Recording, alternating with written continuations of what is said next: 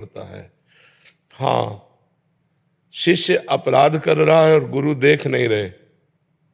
एक न सुने एक नहीं देखा, गुरु शिष्य अंध बधिर कर लेखा। हम देख रहे हैं कि शिष्य हमारा अपराध कर रहा है, हम उसे देखते हुए भी अनदेखा कर रहे हैं, उसको सावधान नहीं कर रहे, अब हमारा दोष है।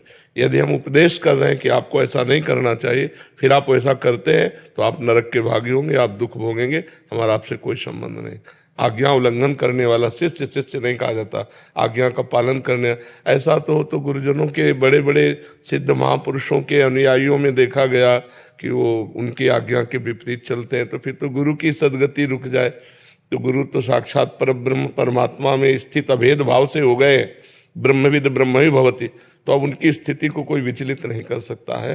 हाँ, ये जरूर है कि शिष्य बनाने का कर्तव्य निर्वाह करे, कि अपने शिष्यों को सतमार्ग का उपदेश देता रहे, असत मार्ग से हटाने की प्रेरणा करता रहे। अगर वो ना हटे तो फिर वो जाने अपने कर्म का भोग वो भोगेगा। जी। माधवी जी मुंबई से। श्री हरिवंश। श्री हरिवंश महाराज जी, गुरुदेव, जैसे कि आप सदैव कहते हैं कि श्री जी का आश्रय लेना चाहिए, लेकिन मुझे ये समझ नहीं आता कि श्री जी का आश्रय कैसे लिया जाता है। क्या वह एक आंतरिक अनुभव है? आप कृपया मार्गदर्शन करें। हाँ, है तो आंतरिक, पर बाहरी हम फंसे तो बाहरी क्रिया से हम शुरू करें। पहले हम गुरुदेव का आश्रय लेते हैं, गुरुदेव की खोज करते हैं, गुरुदेव की शरण में होते हैं, तो गुरुदेव श्री जी का हमें शरण आश्रय बनाते हैं, श्री जी का मंत्र देते हैं, श्री जी की उपासना देते हैं।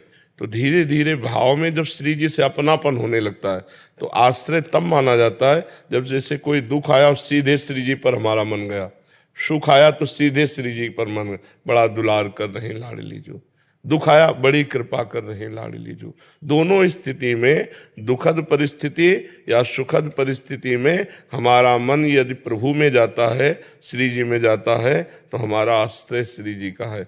अगर किसी व्यक्ति वस्तु में जाता है तो फिर व्यक्ति वस्तु का है।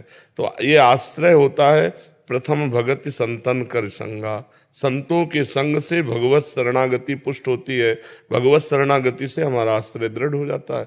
आश्रय दृढ़ हो गया तो फिर कल्याण आश्रय से होता है। गोस्वामी जी कह रहे हैं, बिगड़ी जन्म अनेक की अबहीं सुधरे आज, अभी आज अभी अभी सुधर जाएगी अनेक जन्मों की बिगड़ी हुई। आश्रय ले लो, होए राम को, आज से मैं प्रभु को। जिस मीरा जी कहती है ना, मेरे तो गिरधर गोपाल दूसरों न कोई, इसे आश्रय कहते हैं। जननी जनक बंधु सुत धारा, तन धन धाम सुहृद परिवारा, सबकी ममता ताग बटोरी, मम पद मन ही बांध बर डोरी। ये आश्रय। हमारे माता पिता भाई बंधु रिश्ते नातेदार सब कुछ भगवान है, भगवान के सिवा हमारा कोई नहीं, ये आश्रय है। और ये अंदर होना चाहिए, वाणी में हो या ना हो, अंदर हृदय में आश्रय होना चाहिए। अंदर भगवान का चिंतन, प्रभु मैं आपके भरोसे हूँ, ये अंदर का। फिर वो जीव का निस्तार हो जाता है, फिर वो भगवान के आश्रय होने के कारण माया के द्वारा पराजित नहीं होता, भ्रष्ट नहीं होता। वो धीरे धीरे क्रमशः विषयों का त्याग करते हुए भगवान की कृपा से भगवान को प्राप्त हो जाता है। आश्रय बहुत बड़ी वस्तु है। जब हमारा भगवत आश्रय जैसे जैसे होने लगेगा, हम निर्भय हो जाएंगे, निश्चिंत हो जाएंगे, निशोक हो जाएंगे। हम देखेंगे हमारे दिमाग में बैठकर भगवान वही करवाते हैं जो करना चाहिए, वही बुलवाते हैं जो बोलना चाहिए, वही सोचवाते हैं जो सोचना चाहिए।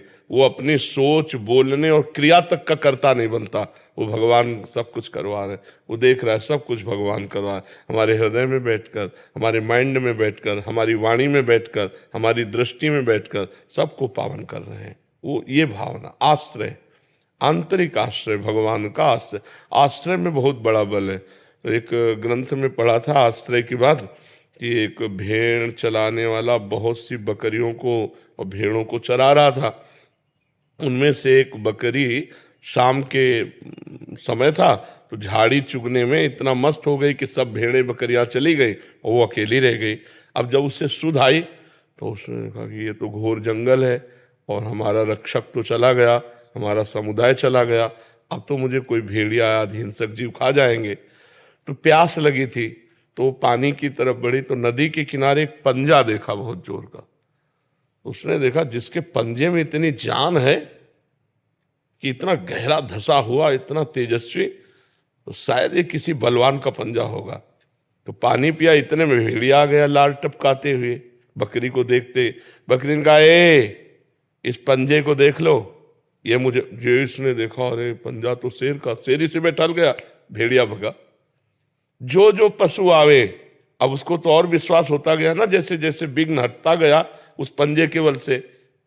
आखिरी में शेर जब पानी पीने आया तो बकरी को देखा तो उन्होंने कहा, ए शाम से इस पंजे के बल से बैठी हूं, किसी ने मुझे खरोच भी नहीं मारी, तुम हमारी तरफ मत आना, देख लो ये पंजा, मैं इसकी शरण। तो उसने कहा, पंजा किसी और का नहीं, मेरा ही है। जब तुमने मेरा भरोसा ले लिया तो इस जंगल में अब किसी की ताकत नहीं है।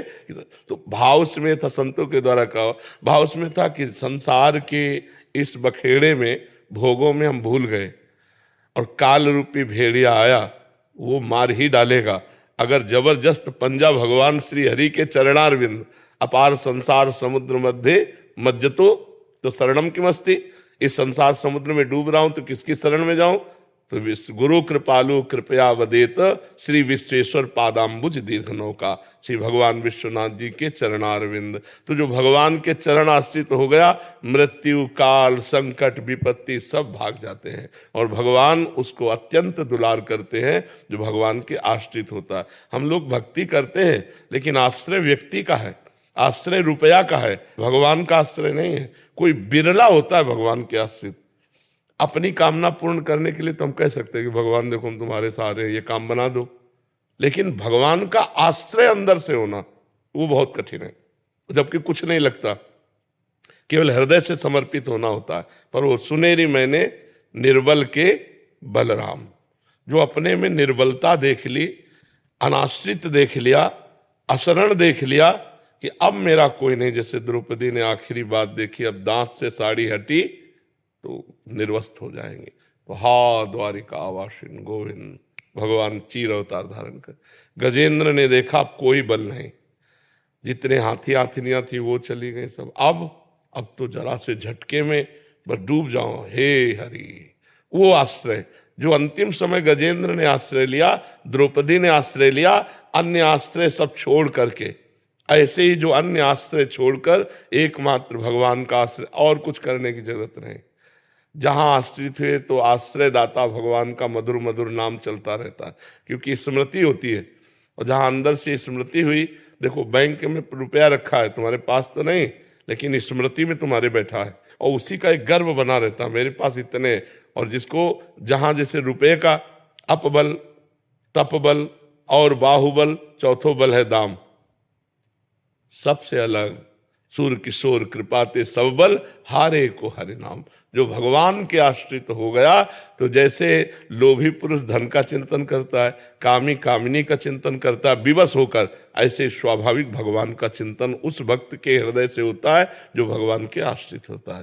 तो ये भगवान की भक्तों की कृपा से भगवान का आश्रय मिलता है, और भगवान का आश्रय मिल गया तो बहुत बड़ा सहारा हो गया, इससे बड़ा कोई सहारा नहीं, और इसी से जीव पार हो जाता है। बिगड़ी जन्म अनेक की, अब ही सुधरे आज अभी सुधर जाए यदि आप भगवान के हो जाओ और उनका नाम जप करो और कुमार्गगामी वृत्तियों का त्याग कर दो, तो आज ही आप जीवन मुक्त हो, आज ही भगवत प्राप्त हो। गोस्वामी तुलसीदास जी कह रहे हैं, बिगड़ी जन्म अनेक की, अब ही सुधरे आज, होई राम को नाम जप, तुलसी तज कुसुमाज।